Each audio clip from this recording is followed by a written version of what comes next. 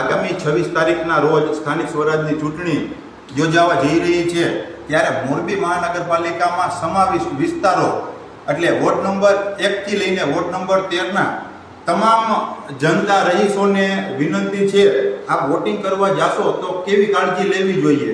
દરેક વોર્ડમાં નિયમ અનુસાર 4 ઉમેદવારને પસંદ કરવાના હોય છે, એટલે કે આપણે 4 કોર્પોરેટરો પસંદ કરવાના હોય છે। આપને દરેક પક્ષમાંથી લડતા કોઈ પણ 4 ઉમેદવારને વોટ આપવાના રહેતા હોય છે। તો આ મશીન છે એ ત્યાં ચૂંટણી અધિકારી છે તેની પાસે હશે। આને કહેવાય બેલેટ યુનિટ। આ મતદાર કુટીરમાં રહેલું હશે। મતદાર કુટીરમાં આપ જાઓ તો આપણે અહીંયા સિરિયલ નંબર 1 થી લઈને જેટલા ઉમેદવાર લડતા હશે તેના ક્રમ નંબર, ઉમેદવારનું નામ અને રાજકીય પક્ષનું ચિહ્ન અહીંયા આપેલું હશે। આપણે જે વ્યક્તિને મત આપવા માંગો છો એવા 4 વ્યક્તિ આપણે પસંદ કરવાના રહેશે। મેં 1 નંબર, 3 નંબર, 5 નંબર અને 7 નંબર પસંદ કરેલ છે। 4 વ્યક્તિ પસંદ કરો છો તો તેની સામે આપેલી લાલ લાઈટ થશે, એ યોગ્ય છે, તમે પ્રેસ કરેલી થઈ છે એ તપાસીને યોગ્ય કરીને આપણે રજિસ્ટર બટન દબાવવાનું રહેશે। આપ રજિસ્ટર બટન દબાવશો એટલે મતદાન સ્ટાફ પાસે પડેલ કંટ્રોલ યુનિટમાં બીપ અવાજ આવશે, ત્યારે આપણો વોટ માન્ય ગણાશે। ત્યાં સુધી આપણે મતપેટી છોડવાની રહેતી નથી। હવે કેસ 2, આપને એમ છે કે મારે 4 માંથી ઓછા ઉમેદવાર 1, 2 કે 3 ને મત દેવો છે, તો આપ 1, આ 3 અને 5 એવી રીતે કોઈ પણ 3 ને મત આપીને પણ આપ રજિસ્ટર દબાવી શકો છો।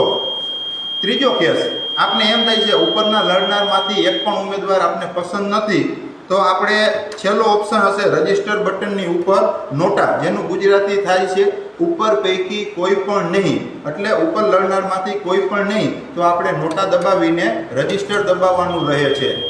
એવા ઘણા પ્રશ્ન રહે છે મતદારોને કે નોટા દબાવી દઈ અને બાકીના 3 ઉમેદવારને પસંદ કરી લે, એક નોટા કરી લે। તો જ્યારે તમે નોટા પ્રેસ કરશો તો નોટા પછી અન્ય કોઈ ઉમેદવાર આપ સિલેક્ટ કરી શકશો નહીં।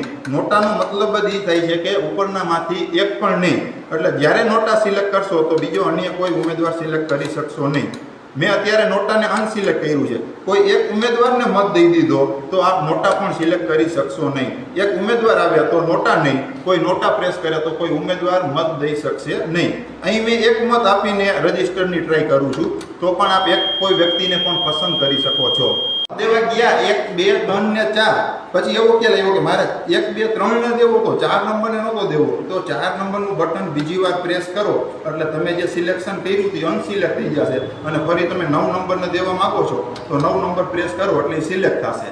કોઈ પણ સ્વિચને બીજી વાર દબાવશો તો એ અનસિલેક્ટ થશે, એટલે તમારે ભૂલથી સિલેક્ટ થયા હોય તો તમારી ભૂલને તમે દૂર કરી શકો છો।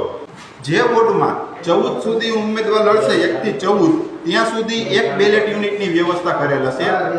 મોરબીના એવા જે વોર્ડો છે જ્યાં 15 ઉમેદવાર છે, 16 ઉમેદવાર છે, મીન્સ કે 14 થી વધુ ઉમેદવાર છે, ત્યાં બેલેટ યુનિટ બીજું આવું આવું બેલેટ યુનિટ બાજુમાં લાગેલું હશે, તો નોટા અને રજિસ્ટર બટન બાજુમાં બીજું બેલેટ યુનિટ હશે તેમાં હશે, અને પહેલામાં નોટા અને રજિસ્ટર બંધ હશે, એ નોટા અને રજિસ્ટર બીજા બેલેટ યુનિટમાં આપેલું હશે।